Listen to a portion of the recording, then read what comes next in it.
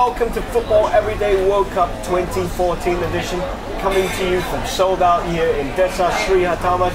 Tell you what, folks, it's that time again. World Cup has finally arrived, and we are very, very excited indeed. From the spiritual home of football, Brazil, no less. Very, very exciting times. And I tell you what, we want you guys to join in the fun. Please, please, please send in your emails, selfies, video selfies to us here at Football Everyday, football@thestar.com.my. You can also Twitter us at switchup.tv. It's going to be brilliant. Okay, on with the show. With me here today, we've got the usual Football Everyday crew. We've got Aaron Raj. Hello, Aaron. We got Randeep Singh, and of course from Soul Out we got their lovely marketing exec. Hi. Kelly Lowe. Hello, Kelly. Welcome to the show. Nice to meet you. Okay, Kelly, I'm going to kick off with you. Yeah. Now, Sold Out. I live in KL, mate. I know the vibes on the street. They tell me Sold Out is the place to go whenever World Cup rolls around. We've got a lovely World Cup with us now. Now, what's going to be happening at Sold Out? Okay, it's a very exciting time for us as well, because for all Sold Out branches, which includes the one that we're in, this is Sri Hartamas, Ampang, as well as Bangsa South. But aside from them, our sister outlet as well, Tujo, will be hosting and will be open throughout the whole season.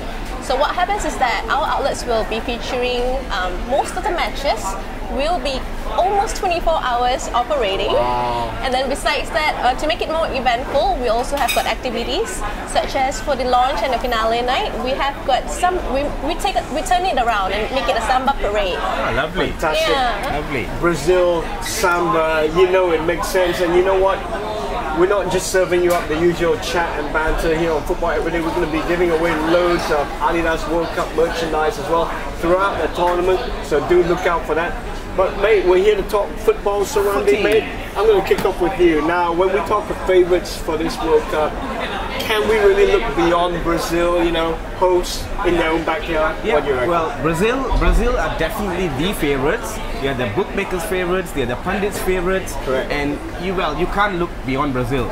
Okay, they are the home country and they are hosting it, and they've got players who are world superstars. Yeah. And having said that, it's not going to be easy for Brazil.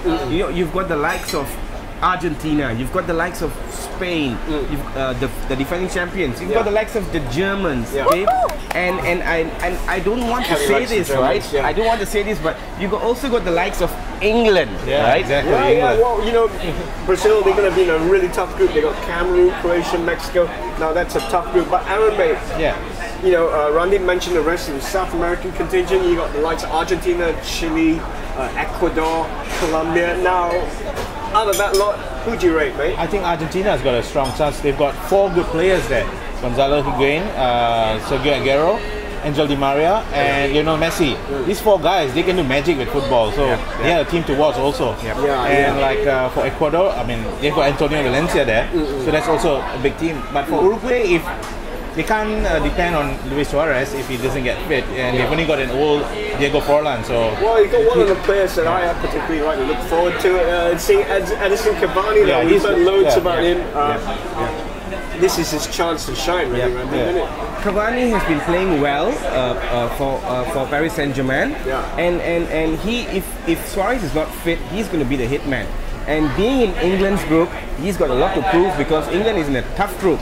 Uruguay, England, Italy, and Costa Rica. And so Uruguay, the South American teams, you know, don't forget Chile. Chile has got a very young squad with Alexis Sanchez, right? Yes. And it's going to be Colombia. Colombia is going to be a threat also. I mean, no doubt they don't have Falcao, but Colombia is going to be a threat, you know. Well, you know, Kelly, I know you're dying to jump in here. You're a Germany fan, but like, you know, it's a Brazilian World Cup, like I said, the spiritual home of football. So how do you rate this Brazilian team? I'm sure you like the likes of Neymar. I think Brazilian will definitely go way far in the competition, in the contest, and they'll end up as one of the top 8 for sure, since it's going to be held there as well. So I think it's a very exciting match to watch. I mean, to anticipate as well. It is. Well, you know, we've seen from previous World Cups that home advantage plays a massive, a massive deal to the teams. I mean, you know, I just say these things. South Korea, look how well they did. You know, they ran all the way to semi-final. So quickly, Randy, how important is home support to this Brazilian team? Well, the home support from the Brazilians are going to be from the South American teams, right? Key. It's going to be key. Yeah. And Brazil are not in an easy group, okay? And Argentina are not in an easy group. But having said that, the support from the South Americans is going to be fanatical. Yeah. And you know, it can only be of benefit to Brazil, or maybe it's pressure. Who knows? I can't wait to find out. Now, Aaron, quickly before we go to the break, we touched on Argentina. Now, they're a team for a lot of people, possibly favourites. Now, what's your take on that? Favourites? Yeah, they're definitely favourites. If they can get through the group, which I think they will, they'll definitely make it through. I can see a final between Argentina and Brazil happening easily. Wow. Yeah. Wow. That'll be a dream final to happen. Well, that's a bold prediction, you know, especially the call during World Cup in Brazil as well. So I tell you what, right, just before we go to this break, now Randy, Radamel Falcao, how gutted are you to miss out seeing this guy on the biggest stage in the world? Well, injuries again. Yeah, you know? he's a big loss. Yeah. But having said that, Colombia has got another player, another striker from Porto, Jackson Martinez, who I think is the player to watch in the World Cup, right? And Falcao not being there, it's a big blow for Colombia. But having said that, like I said, you know, Porto has got this Jackson Martinez, and I think he is going to be the next star for the World Cup. Well, I tell you what, you know, this is the show where, you know, we clue you up on the players to watch. Now, we're going to touch on those topics a little later on, but we're going to take a break. But before we go, I just want to give our Twitter a shout out again. Our Twitter handle, switchup.tv. We really love to hear from you, so get tweeting, guys. We're going to take a little break. When we come back, more football chat.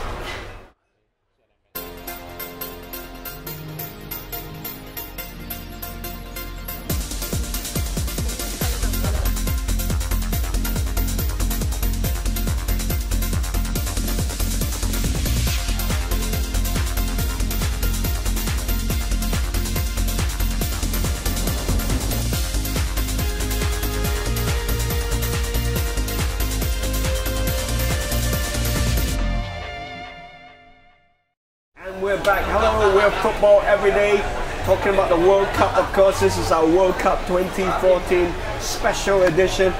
Now, Kelly, mate, I've heard that sold out, it goes nuts, right? When World Cup rolls around. Now, the last World Cup, apparently you turned this place into South Africa. Now, what you guys... No, basically, I want you to give me a taste of what a World Cup match is like, watched here at Sold Out. You will feel as though you're in a stadium right here. Really? Wow. Because I've never been to Brazil, you know, I so want to go to Brazil. I didn't taste. I was here in the last World Cup in 2010, and it was absolutely fantastic. The atmosphere was great. It was packed and great food. Yes. And of course, you know, the beers were just flowing, and you know, so I mean I couldn't complain. Brilliant. But Kelly, what, you know, should I come here to watch a football match or what? You can't be anywhere else except for I like where that. You're going to transport me to Rio. Yes. Because what happens, like I mentioned earlier, we have got Samba parade over here, whereby we're bringing in acts from Brazil, meaning to say capoeira, and we have Samba performance, very sizzling hot kind of dancers over here. You have me at sizzling hot. Okay. Well, you know, we're going to move away from sizzling hot to even hotter, which is the football. We're going to have to discuss that now. Randy, mate, you touched on Spain earlier on, right? They're the holders, they're the champions, right? Well, now they're coming into this tournament. How do you rate their chances? Spain is in a tough group. Holland, they've got Chile. How tasty is that, huh? Spain, Netherlands, eh? Exactly, the first game is very tasty. I mean, being the defending champions, obviously they're under pressure. They've got an aging squad, with the midfield aging with Xavi, Iniesta, and Busquets and all that. But having said that, Spain, in my opinion, play the best football in Europe. Right. And they will be a team to watch. I mean, I think Spain are going to go far. What about the fact that no European team has ever done it on South American South American soil? That's a big part, but that's history. Now Spain are almost South American anyway. Right? Absolutely. If there are two teams who can go to South America and win the World Cup, it'll be Spain and your favorites, Germany. Well, you know, I'll get to you about Germany a little later on, Kelly, but Aaron, mate, I want to ask you, mate, the Italians, now, every World Cup rolls around, everybody doesn't really pay Italy any mind, and then next thing you know, they're in the semi-finals or something. Now, Italy, how do you rate their chances? I think they could bring a surprise. You know, we've got Buffon there who's having his 5th World Cup. Right, so amazing. Yeah, amazing. 5 World Cups. I think the last guy was Lothar Matthäus. So he's got loads of experience there.